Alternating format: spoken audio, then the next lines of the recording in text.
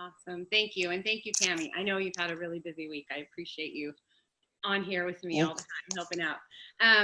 So my name's Kim Buck. I am a licensed therapist. I work in Arizona, Mesa, Arizona specifically. I'm a clinical director of a big agency.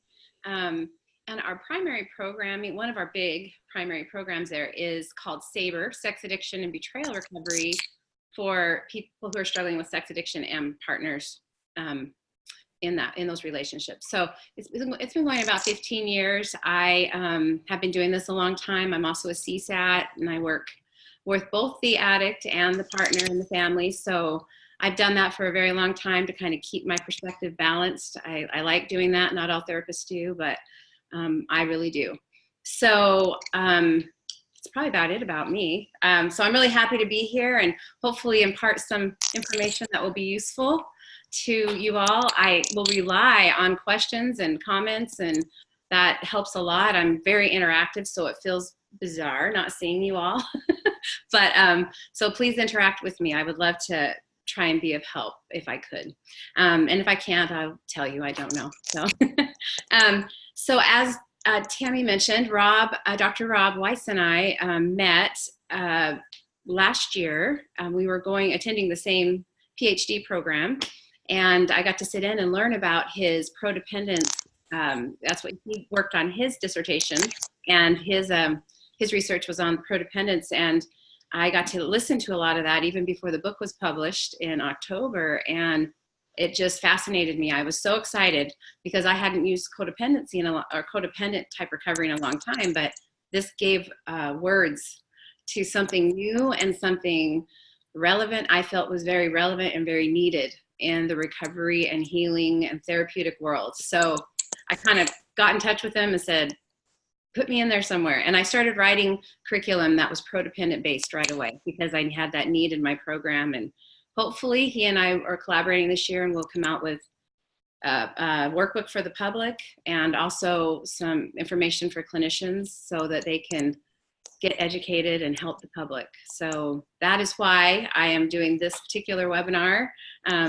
I don't know that anybody's a Prodependent expert yet, except Dr. Rob, but I've been working with it, and a lot of people, a lot of therapists are super interested. So we've got a lot of great interest going on in the country and further and beyond. So we're really excited about that.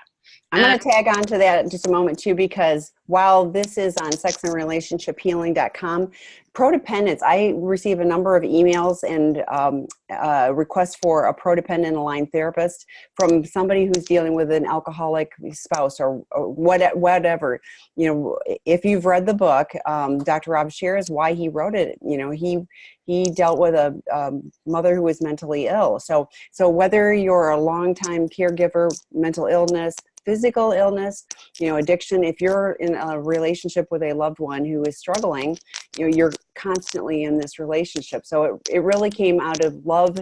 So he's an expert only because he lived it from a very young age. And how can I do this better? But I think it's one of those things where we're all going to continue to grow with it and find nuances. I love the work that you're doing. I love that you're doing it with clients and that you're doing it here so that people have an opportunity to ask questions and you can frame things in a prodependent lens. One of the things I want to share also is Dr. Rob has been very clear. We're not going to just relabel, they used to call you codependent. Now we're going to call you prodependent. It's simply the lens from which, we work and use tools. So I just wanted to share that. And now I'll shut up. So. Thank you so much. Yes, this is not a new label. It's not a new diagnosis or anything like that. It's just a new way to look at the healing and the help for people who are dealing with any type of chronic emotional, mental illness, even sometimes physical when you're a caretaker. So this is not just for partners of sex addicts or family members of addicts, even though addiction is a chronic illness. We consider that a chronic illness. As we know, it's something that has to be you have to carefully monitor and watch throughout often a lifetime. Doesn't mean you can't be sober and live a happy, healthy life with an addict. And if you're an addict, you as well, it just means it's something you have to be cautious and watch those vulnerabilities. So I may say sex addict, and that's only by default, and that's only because that's the primary population I work with. So please adapt it to fit you and your situation the best you can. And if you need something more from me, just let me know. I'm happy to do that. And that was a really good segue. Anyway, I just kind of wanted to talk just for a second about prodependence and some differences and why prodependence is different from other treatment and healing options that have been given to people when they go see a therapist or a clinician of some sort. Back in the day with codependent recovery, which has been around for a very long time, like 30, 40 years, oftentimes people go in to get help just to hear the clinician sometimes go into sort of a dialogue about their history and basically, why do you think you would have married an addict, or why do you put up with this type of behavior? There must be something in your history that causes you to do this. So the message is blame, a little bit of blame, like I have some sort of responsibility because I'm in a relationship with somebody who's struggling. Prodependence moves completely away from that. Certainly we all have history, we all have life experiences that may be relevant to the choices we make, but no one is to blame for somebody else's mental illness or addiction, including a partner, a family, a loved one, anybody who's trying to just be helpful to them. So prodependence is a complete 180 away from that particular paradigm. Prodependence actually celebrates your desire to, and even your efforts, even if they weren't helpful, to help somebody who's struggling. And we celebrate the love you offer and your desire to stay connected to somebody who is failing in some way, who's pulling away, who's engaging in self-destructive behaviors. We see that as heroic and loving, and what a lucky person they must be to have somebody who's willing to sacrifice, oftentimes, a lot of time, energy, effort to try and help and hold that together. Prodependence also talks about sometimes we do that in unhealthy ways. Sometimes we love in ways that might not be helpful. It might cause more trouble, but usually the motive behind that is love. It's love, it's compassion, it's concern. Sometimes it's driven by fear too, and all those things that come along with injury, relational injury. And so no blame goes on in prodependency. In the early stages, we really consider a family member or a partner or a loved one as somebody who's in crisis. They're experiencing a traumatic event. That traumatic event might have been going on for a very long time. I might have just found out about it. I might be in year 4, of knowing. But every time betrayal happens or someone tries to break that bond, that attachment with the partner or the loved one, you experience that trauma again and again and again. And that's why it feels like a roller coaster ride being in a relationship with somebody who is battling and struggling with these things. And so trauma is a real thing, and people come in often traumatized, different levels of trauma. And some of you might be experiencing different levels of trauma. You might be really tired, so your trauma shows up like ambivalence and I don't give a darn, I don't care anymore, I just am gonna ignore that person. Or it might be frantic attempts to stop the behavior in some way or try and fix it or try and heal it. So what we want to do is acknowledge that we understand this causes trauma, because we're only as healthy as our most secure attachments in our life. We are meant to be in pair bonds. We know from research that we are the healthiest in committed pair bonds and in relation to each other.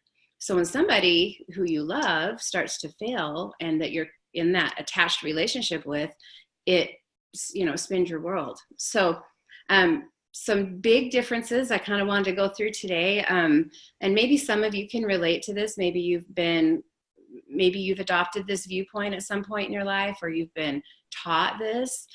So it might take a little unwinding I know for me, my recovery is very old as well, and codependent was the only thing available in my day. Back in the 80s, it was all codependent, everything. And I will say I'm grateful for all of my recovery, even the stuff that didn't feel great. I'm grateful for those who have come before us and have done all this research and have paved this path so we can keep learning. And I think Prodependence is the next big step towards us learning about the importance of attachment. So oftentimes with codependency, we would talk about family members or partners being enmeshed, being addicted, being overly unhealthily connected to the addict or the person who's struggling. From a prodependent perspective, we would say you're very deeply involved. You're deeply involved because you're in that relationship with that person. So everything they do affects you. It's somebody who made promises or commitments or that you love, that you birthed, whatever, and you're deeply involved in those decisions. Some in codependent, they might say you're unhealthily hyper-focused on their problems and on that person. Prodependence would say more like you're really just focused on the problem itself. You are hyper-focused, and oftentimes trauma does that too. You're focused on the fact that your partner is cheating, has broken their promises and broken your heart, or that your child is engaging in self-destructive behavior, or your mother took off and can't be found. You're deeply focused on that problem. Instead of enmeshed or overly caretaking or loving too much, you're probably trying to support. So Prodependence says we're supporting, we're concerned, we're focused, and we're eager. We're very eager to care for somebody because it impacts us as well. We're doing whatever we can do to help, and we are determined to try and save the family, to try and save the relationship in any way that we can. Again, we might not be doing it in ways that help, but that doesn't mean that my efforts to help mean that I'm sick, that I have a diagnosis too. Codependency, by the way, was never diagnosable, meaning we can't look in the manual of mental disorders and find codependency. It does not exist. It never has. There's a lot of books written about it, but and a lot of the stuff involved in codependent healing is relevant, like boundaries and working on self-worth and all that kind of thing is stuff we will still do. But this idea that codependency is a mental disorder, or that you're sick too if you're in relation to somebody, is not true. And from a Prodependence perspective, we don't see it that way. You may have you may develop anxiety, you may have developed depression, you may have developed PTSD due to what's going on in your life, or you may come to the relationship with that, but being solely in a relationship with somebody who's struggling is not diagnosable. So I just kind of want to throw that out. I'll stop talking so that we can be sure that, I want to make sure that my audience here, that you guys know what Prodependence is and why it's different and why it's relevant to what we're doing. And I appreciate that. I think it's really important to draw those distinctions because it's a relatively new term. Dr. Rob made it up, so the book just released last fall. So while people are definitely, it's resonating with people. I hear that all the time. And they often talk about being traumatized, villainized, not supported, whatever, and I think very well-meaning family, friends, therapists, physicians, whatever. But I think because codependence has been around so long and it's become part of our just cultural language, I think it's one of those things where it's going to take longer to get that out. Dr. Rob is committed to it. I know you are as well, changing the message. So we have some questions, so let's get started. I have been dealing with a sex addict spouse that is in denial. We have separated many times, and he left again 3 weeks ago, and I have been horrible about boundaries and want to do it right this time. So what are your thoughts, Kim? Okay, well, the first thing that comes to mind is, I don't think you've probably been doing anything wrong. If you're living with an addict who's in denial or still in their active addiction, it's crazy making. It there's a lot of stuff that happens for both in those situations. So I guess the first thing I want to say is be really gentle with yourself. Maybe what you're trying to say is, I haven't known how to set effective boundaries and stick by them. I don't really know what to do. And I guess I want to say, how are we to know? Every addiction's different. Sex addiction, when you're dealing with a sex addicted spouse, there's so much trauma that goes on for the partner, because that at the core, that is the most tender, sensitive part of your relationship, is your sexual relationship. And when somebody betrays that part of the relationship, that I always say, that wound is a bone wound. It's inside your bones. It's really, really difficult. So I'd be gentle with myself, number one. I would definitely encourage, if you don't already have this, I talk about this. I'm going to beat it into the ground every time we talk, but I hope you have a good support system. That's really huge.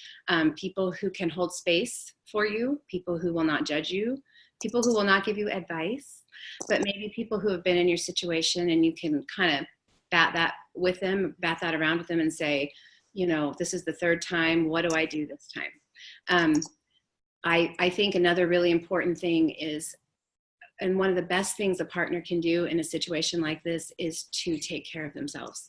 The easiest thing to do is to let go of my own self-care when I'm trying to heal my relationship, because addiction by nature is crazy making, and it's not organized, it's not rational, it's not logical, and you can't make sense out of it. It just hurts a lot.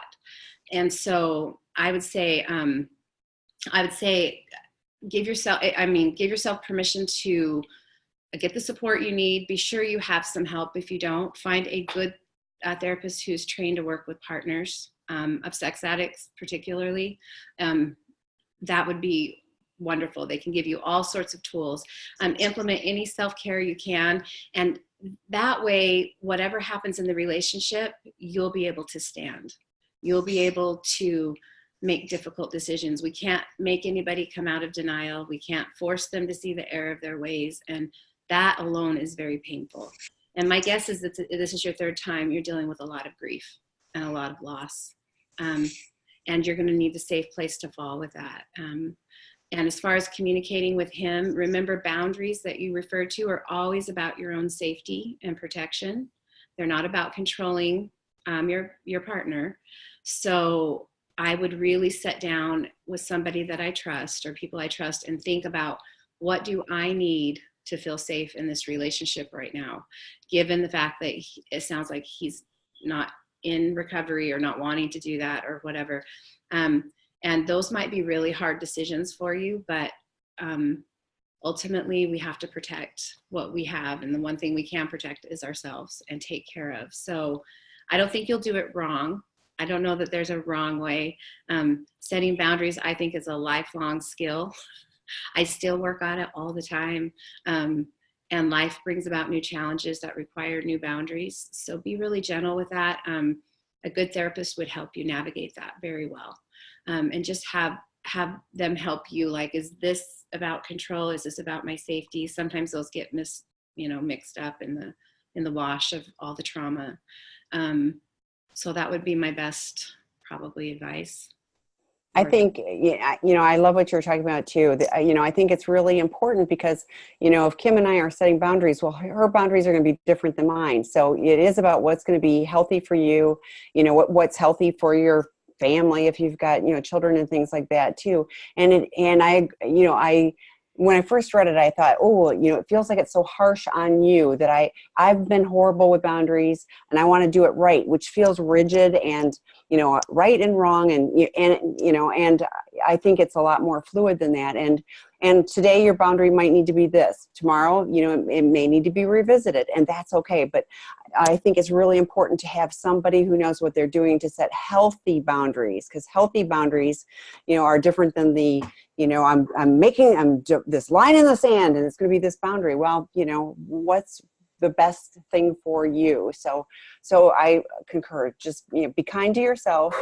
We're human. We're never going to get everything right all the time, and and the support. I mentioned, I don't know who was on a couple minutes before, but I was talking about the drop-in groups. We've created more partner drop-in groups so that you can find moderated drop-in groups with support, where you can talk about your situation and go, with this one, this is the boundary that I chose. Does that seem like a good one to people, or what would you do, or whatever? You can get some feedback on what people's lived experiences, so they can help you, kind of glean what's best for you. Also, I was just thinking with your partner, it's okay to not feel pressure either on your end.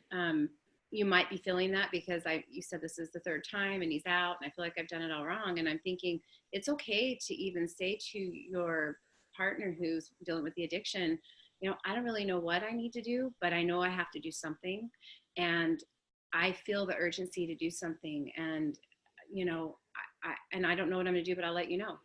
I'll let you know what those needs are. And sometimes we feel pressure, like I got to do it all right, recovery wise. And sometimes it takes time to navigate that and figure it out. Nobody, that will feel uncomfortable, if he wants an answer, he's looking for an answer. And sometimes the answer is, I don't know, but you better start figuring out something to keep me safe because, I'm running out of steam here in the relationship and I don't want to keep feeling unsafe. Well, I'm thinking this is a she, so if I didn't do it right, I apologize. So she said, I do not have a support system, as I won't divorce him. And no, since he left this time, I used to still help him financially, and this time I am not. And he calls and texts every day and nothing but venom. I have blocked him and then let him back in. Says I am horrible for not helping with the bills, like the car that we both own. So that's a tough situation. So that's really difficult. Yeah, and I can see your need for boundaries. I can see why you asked the question, because you're wondering, how much do I help and how much do I not? And remember, when somebody's also in an addiction, they may not be like this or mean to be like this, and when they're in a healthy place, but there's a lot of gaslighting and manipulation and blame. So you're going to have to determine how much of that information you can take in and what's going to be healthy for you. And you don't have to be unkind to your partner, but you might have to say, not open to that feedback. And, if you're a grown man, or a woman or whatever, you're going to have to try and figure out some things, to start your work and get you healthy, because I got to do that for myself.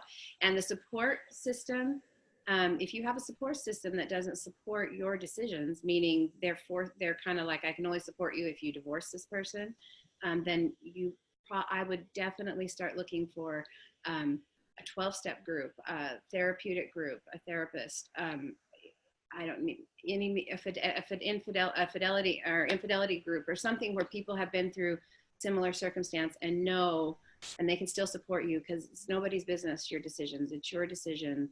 And when and if you're ever ready to be done, you'll know. And so good, healthy support will support you and trust you in your ability to make your own decisions. So that just can't be overstated. One more tag on for that. I've been working on me a lot, probably 10 times in the last 3 years. When he's left, he goes into addictive status.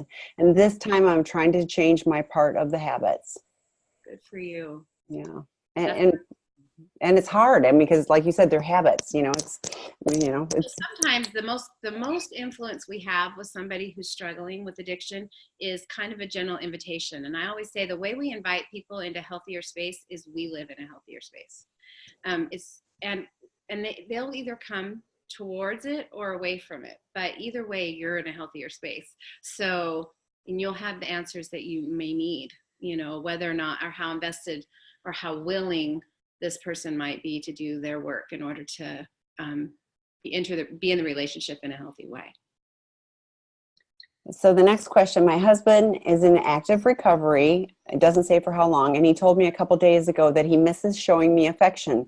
This caused me to tear up because I also miss the hugs and kisses goodbye in the morning, but I don't want him to think things can go back to the way they were. He was able to make those loving gestures even though he was acting out, but I want to rebuild our connection as well. So I'm conflicted. Yeah, thank you for sharing that. This is one of those really hard things. in a sex addiction recovery, the intimacy, the connection, the physical, not just sex, but the touch and all of that is kind of the last piece to heal. So I want you to know you're not alone, that this isn't, this is a struggle.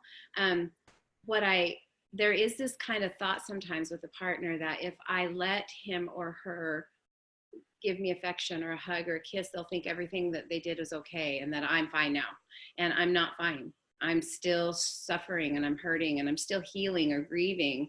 And so sometimes we have to wind our way out of that thinking. Nothing I do or did or could do in the future is going to control another person. Therefore, if I have a need for affection and touch or a hug or a kiss in the morning or whatever it is, it's okay if that other person's willing to get that need met and still communicate. That hug was so nice. It doesn't mean that everything's all better, but I really needed that. And so depriving yourself of something you might need for fear that it will control the other person in some way is one of those things we want to get out of. We want to be true to self. We want to first and foremost be true to who we are. And if I have a need and that need's going unmet, now if I don't feel safe for some reason to have physical touch, then I might need to have somebody safe and close to me give me a hug. I'll get hugs from somebody. Mm-hmm. Because we all have that need. But if you specifically need it from your partner, even if the relationship isn't all back on track, I would say be true to you and don't worry about how that affects the other person. It affects them how it affects them. And if you communicate, I need this, I appreciate this, even though I'm still hurting. We don't control other people. And the other thing is, again, a therapist could help you guys navigate re-entering that part of your relationship. I actually really like doing that work with couples, kind of the reattachment and the healing of the physical, emotional, nurturing part of the relationship. And it does take time. And you might think I wanted a hug and he gives you a hug and then you're like, nope, that's not, so don't be hard on yourself if that happens either. It takes time. And as safety and trust builds in the relationship, that will feel better to you. It will be easier to be in that. I thought it was interesting that when you were writing this, you didn't say I was angry or repulsed or whatever. It was, you teared up because you missed that too. So I thought he must have done a good job of communicating it in a way that was that he was just stating that he missed it, not that it didn't feel controlling to you. So I thought that was a really positive thing for him to be able to put that out there. So I guess what I really want to compliment is it sounds like you guys are navigating some communication, even of what you are looking for in the relationship. So that just seems positive to me. Oh, I agree with that. That really is. Even noticing the emotion, noticing the nonverbal language between the two of you tells me there's some attunement happening, and that's a part of the healing process. So there's a little bit of emotional attunement. So you're recognizing my partner or myself, the emotion in myself, and then being able to share that is pretty powerful, even if the hug didn't happen yet or whatever. So thank you. Yes, that I agree. That's way to go. Yeah, that feels positive. So yes. So they added, yes, it's been 8 weeks since discovery, and he stated that the therapist had told him to share his feelings with me, but the therapist told him to do it, but he did it. So, yeah. So let me clarify. The therapist told him, and he did it. So, because honestly, it wouldn't it be nice if everything that you invited your clients to do, they actually did it? Wouldn't that be like, you control the world? Not all A students. Yeah, no, I'm not either. But, no, I'm not either. That's pretty beautiful. Like just the fact that, and remember the addiction specifically, talking about sex addiction is not about sex. It's not about any of that. It's about the inability to attach properly. It's an attachment wound coupled with shame, coupled with I have low resiliency to difficult emotion. So the fact that he can come to you and say, I really miss that, or I wish, that is shame resilience. Being able to share and show up and be vulnerable about my feeling with somebody that I have hurt deeply is a powerful moment. So hopefully you can celebrate that just a little bit. I agree with Tammy, and recognize that is attunement, and his willingness to do what the therapist is kind of guiding him is wonderful. Yeah, yeah, that is Teacher's that's what always been. Oh, teachers. Oh, yeah, and that's great. She adds, he's been a teacher's pet, and he's very much all in with therapy. He does everything the therapist tells him. I got to tell you, when I went to treatment for my addiction, and I didn't believe that I could possibly get rid of this. And they told, well, not, you don't get rid of it, but I didn't believe that I could not act out. How's that? And they said, yes, if you do these things. And I was doing like, A student, I want to do everything that they told me because I was so scared. So I had to fly back, and I was so scared that the flight attendant, which was a stewardess at the time, a flight attendant would say, do you want a drink? And even though I didn't want a drink, I was going to say yes. And then the next thing I know, I'd be drunk. And so I carried my big book, my AA big book, on my lap on the plane, from the treatment center back home, because I was so afraid. But, so fear isn't a great thing, but it was definitely a motivator for me, that I was willing. It became a motivator for me to be willing, because I just knew I couldn't keep going that direction. So if he's willing, that's a really good thing. I wanted to touch on the intimacy too, because so Dr. Rob's new program, Seeking Integrity Los Angeles, we're opening in Thailand too, but that program is a sex addiction and intimacy disorder program. And the sex addiction, in my opinion, is how it plays out. It's the intimacy disorder. The sex addiction is that's how it manifests itself. So, and then there are the guys that have the co-occurring, chemical dependency and sex addiction. And it should be co-occurring that and intimacy disorders, because every single person that I run into that's struggling with sex addiction or sexually compulsive behavior, it's definitely, I can't handle, the good attachments. There are men that I really love my wife, but I can't really have sexual relations with her, but I can go with complete strangers and have sex. Well, that's because I care about her, and that's just sex. So to me, it does feel all about intimacy. So right. And so that means I can't be vulnerable with somebody that matters. I can't show the sides of me that are broken, wounded, my passion, my arousal, whatever it is. I can't show up. I don't know how to show up. I have the inability to be open about all of who I am with somebody I love. And that's an old dialogue. It's an old message from somewhere inside of a person that says, you won't be loved, you'll be rejected. They're going to think you're weird, you're an idiot, you're, needy. And so needs go unmet. And then I start getting those needs met in an unhealthy way. So I might be acting outside of the marriage. It bears no weight on how I feel about the person usually I'm acting out with. It's just, I can be seen because they're a stranger. There's no risk. There's no risk there. There's risk with my partner because she might or he might judge me or think that something's weird because, so it is that intimacy meanings in intimacy meaning showing up, being seen, being honest about who I am, being transparent. That's all involved in intimacy. So yes, total intimacy disorder. And then the relationship develops, that intimacy breakdown because there's deceit and lies and, gaslighting and all that stuff goes on, and that breaks down connection on both sides. So that's why it's so painful. It is. And being a good student it's a big deal. If it shows a level of humility and willingness to not do it my way, but do it somebody else's, be a good student and learn and be humble. And even if it makes no sense and I feel super awkward, I'm gonna do it anyway.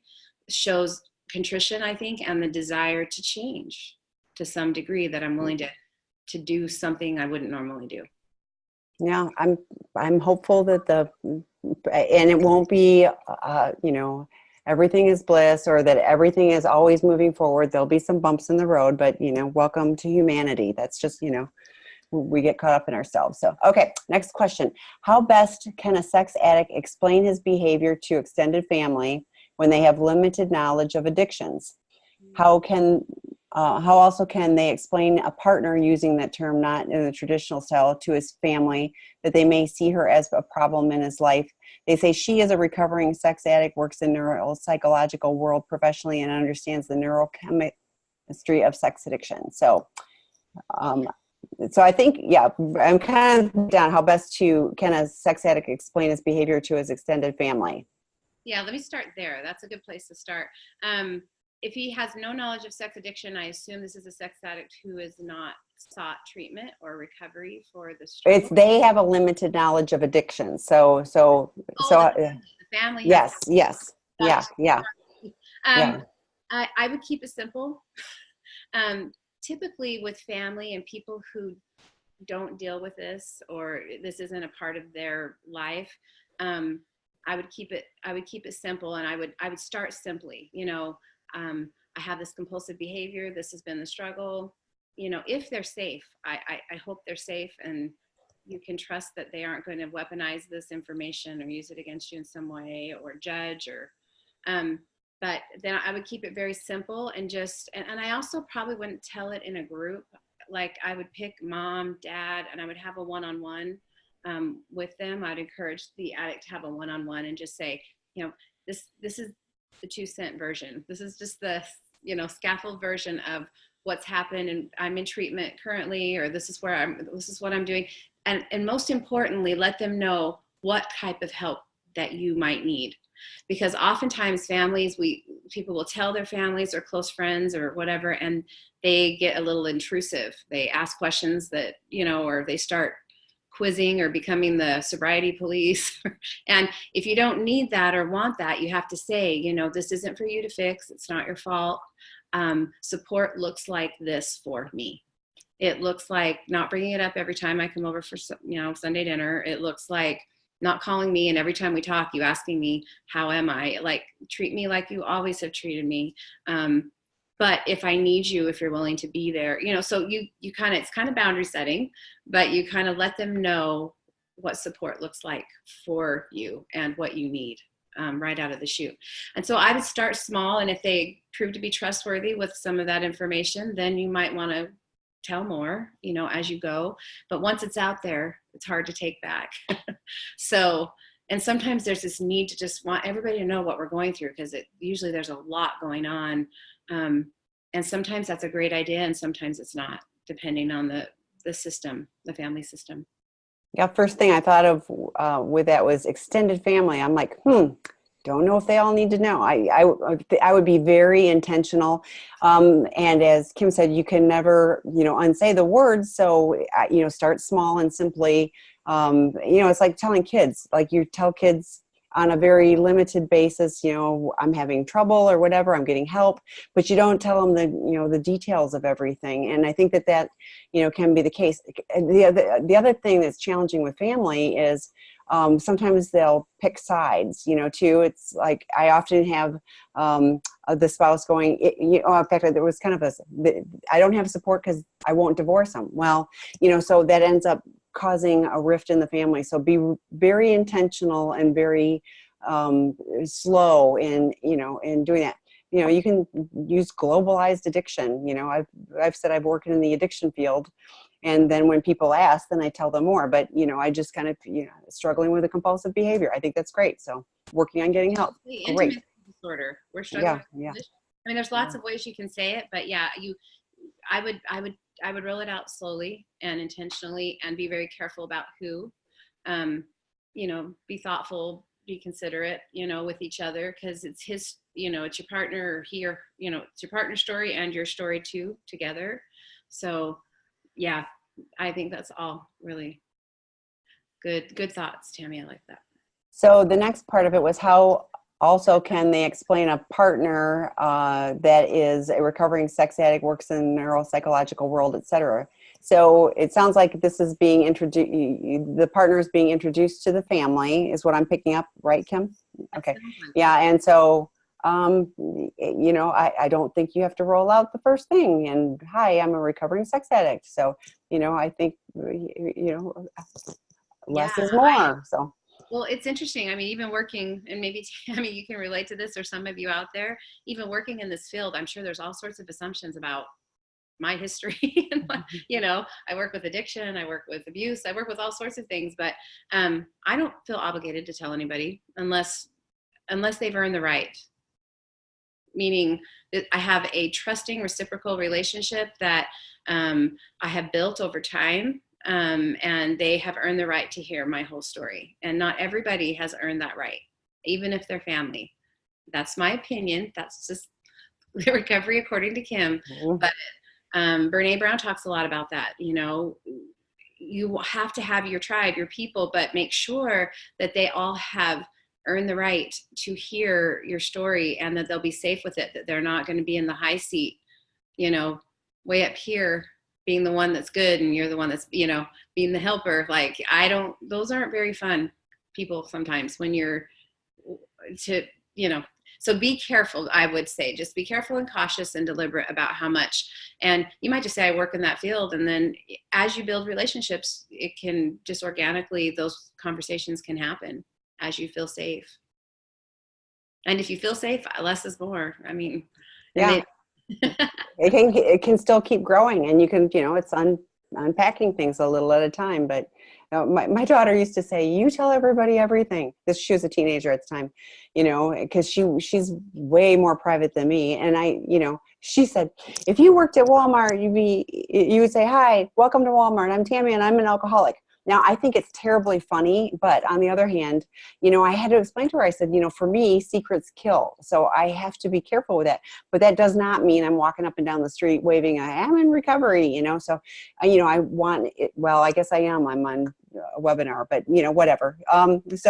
But my point is that, I was careful about how I said things, to different people. I was open because of the way I was doing things, but that sure wasn't initially. That was, that's been a long time coming. So, well, and there's lots of ways to share your experience without giving details. I feel like every therapist is different. Some are very open about their whole history and what they've done. They share that with clients, and they're fine with that, and that's awesome. Some don't, but I feel like there's all sorts of ways to share your experience without giving out details to people you don't know or people you don't know.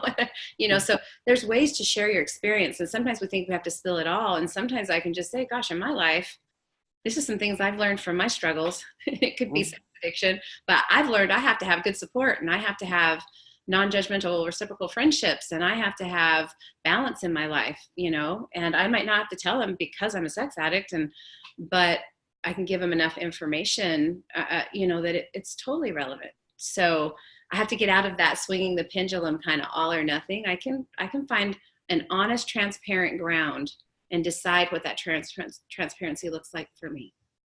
And that's a internal boundary thing that you can kind of play with a little bit and figure out what's okay for you. It doesn't have to be everything, or I'm not honest. So while we're talking about telling people, what about telling kids? Who should tell? What should they be told? This is about teenage kids. When and how? This is a really good question.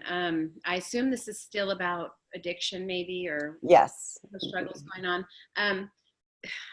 Back several years ago, probably 20, 25 years ago, the thought, a lot of the therapeutic world, the thinking was that it's better to tell, especially teenagers, to kind of, come clean with the family, let the kids know. You don't have to give them gory details, but, mom's doing this or dad's doing that, and this is what we've been dealing with.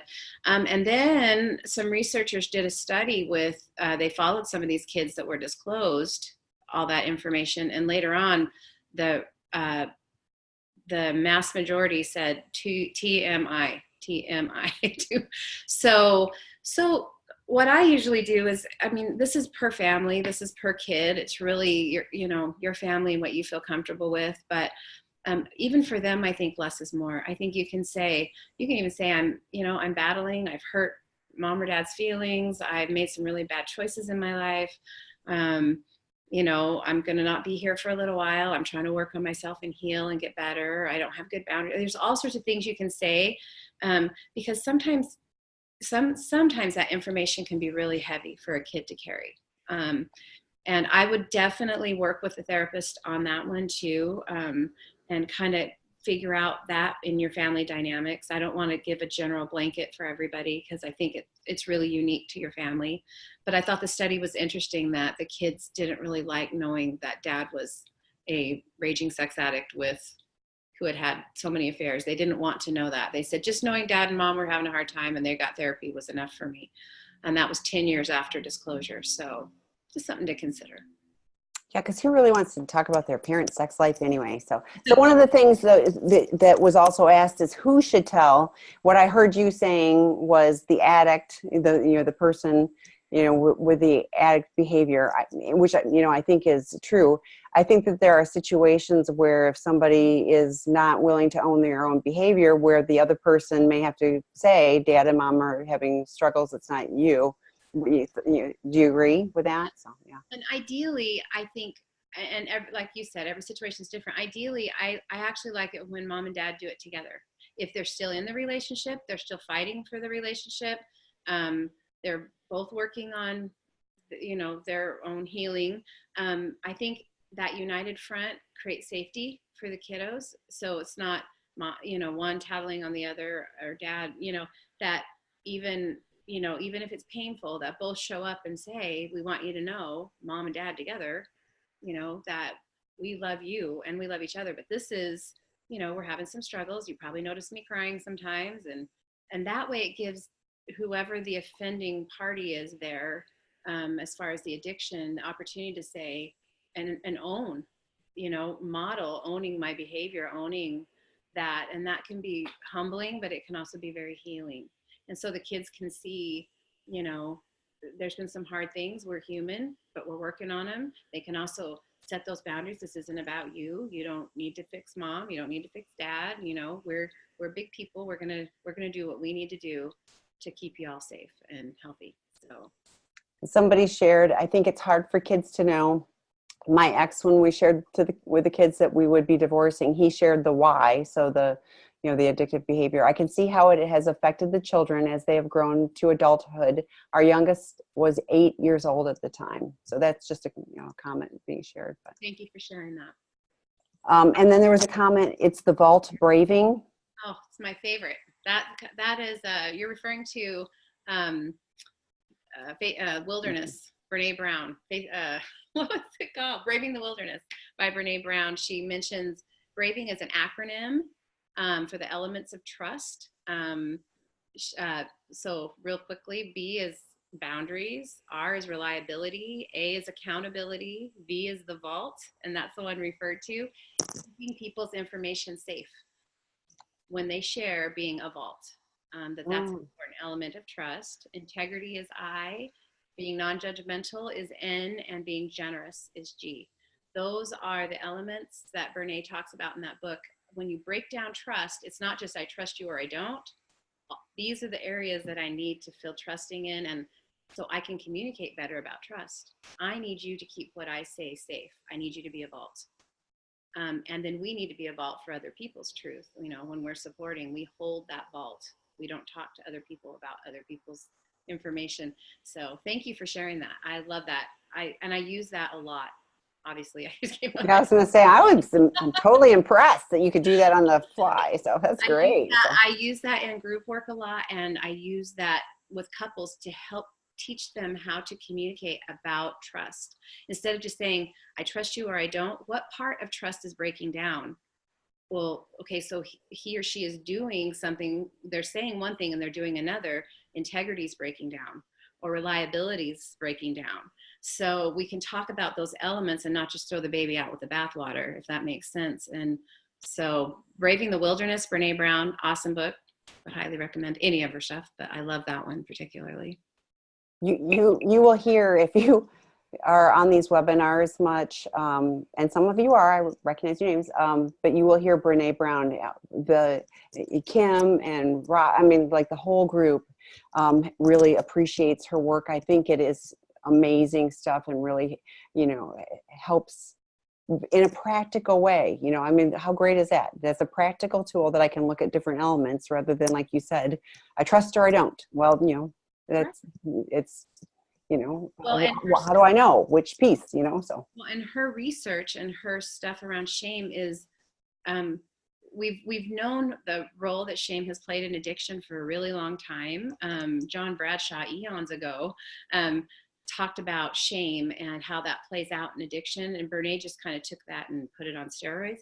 But I also think she made the information very relevant to today, and it makes sense.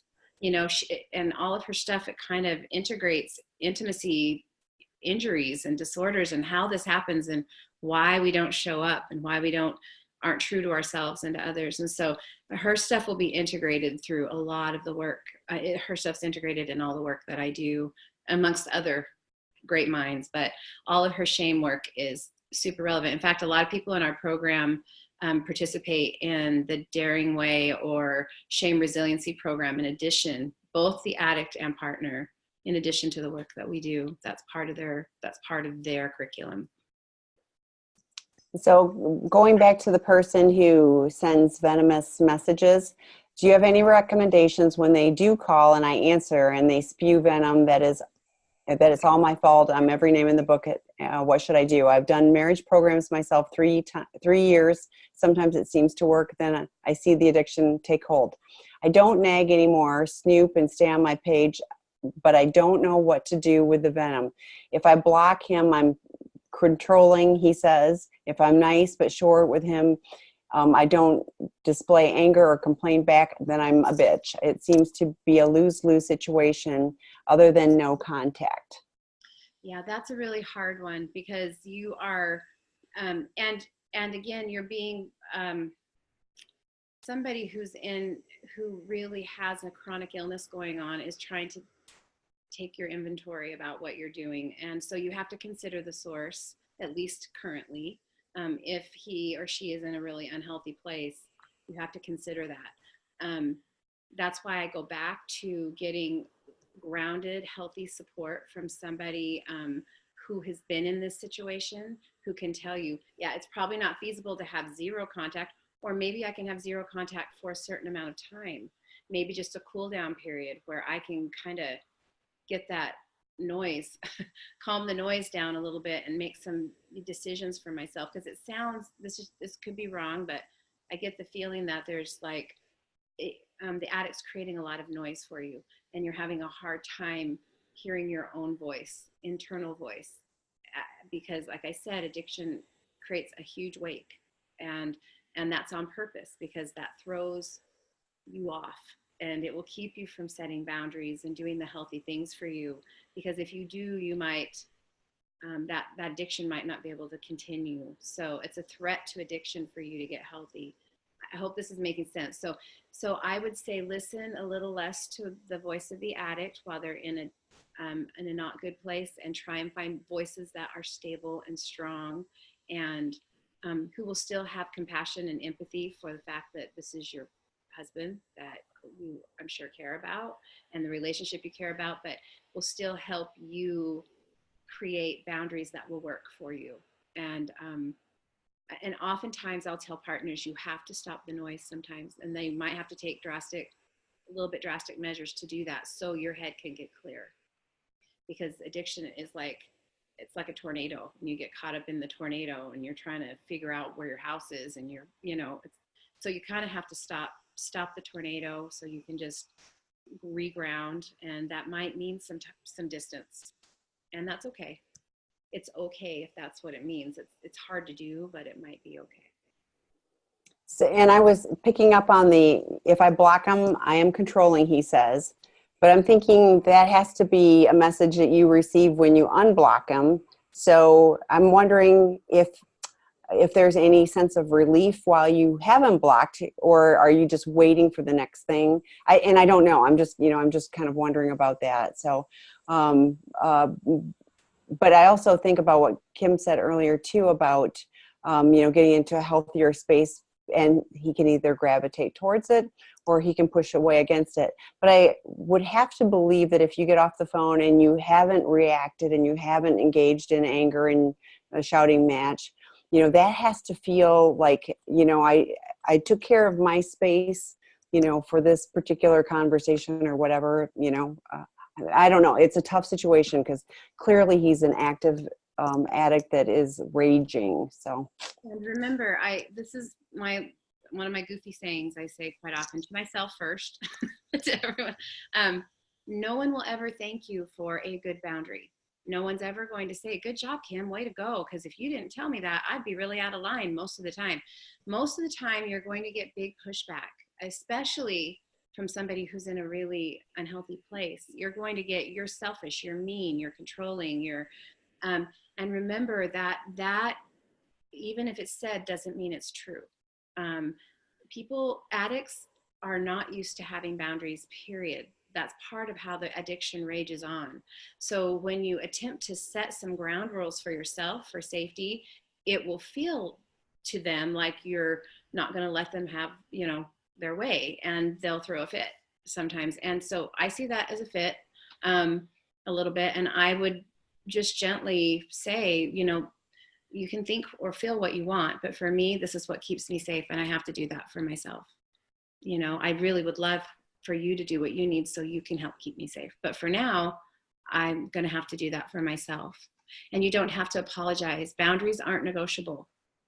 Boundaries are not something we negotiate with somebody else. We do it because we need to, because we have to communicate in some way what's okay and what's not okay with me. They added, I've been trying to stop the noise. Yes, I know he needs me financially as I make more money and feel guilty for taking care of me. And she doesn't argue, I assume she doesn't argue anymore, just try to listen. So I think that's all good progress. And I hope you do some things that do take care of you, and do something that you would otherwise consider indulgent for you. Like just go do something. They were talking about self-care and something, what do you do? And I said, why do I always go to getting a pedicure? Because that's the first thing I think is I'm going to go, I don't do them very often. So I think it's just like one of those, somebody's taking care of. It's yeah, it feels so decadent to me and I just love it. So, but it's just a little small thing, but I would encourage you to do something special for you because you're worth it, and do it this weekend. And guilt-free. Guilt-free. Love that. So love that. It's okay. It's okay. And it is not only okay, it's our responsibility. And we may have limited financial means, so it can't be something I spend money on. Then go for a walk by yourself. Go do it. So it's okay to take care of the one thing we know for sure that we can take care of. And that's us. And you definitely, I want to echo that with that what Tammy said, you're totally worth it. We all are. And so is your spouse. He just doesn't know it. So sometimes the best thing we can do is just model healthy self-care, and hopefully he'll want to be in a healthier space with you, and that will invite him in. And if it doesn't, it doesn't. But you still got a good pedicure. Whatever. Exactly. And it had some soothing things. So we are out of time. So thank you all for joining us. Kim, thank you as always for your time and all the words of wisdom. So this will be, the recording will be available on the website, and join us for all the other opportunities on sexandrelationshiphealing.com. If you haven't registered, we'd invite you to do that. But even over the weekend, there's a number of things, including on Sunday, that are places to connect. So thank you until next time. Thank you. And I'm here every first and third Friday from 3 to 4 Arizona time, and would love to have you join me again. So have a great weekend. Bye. Bye.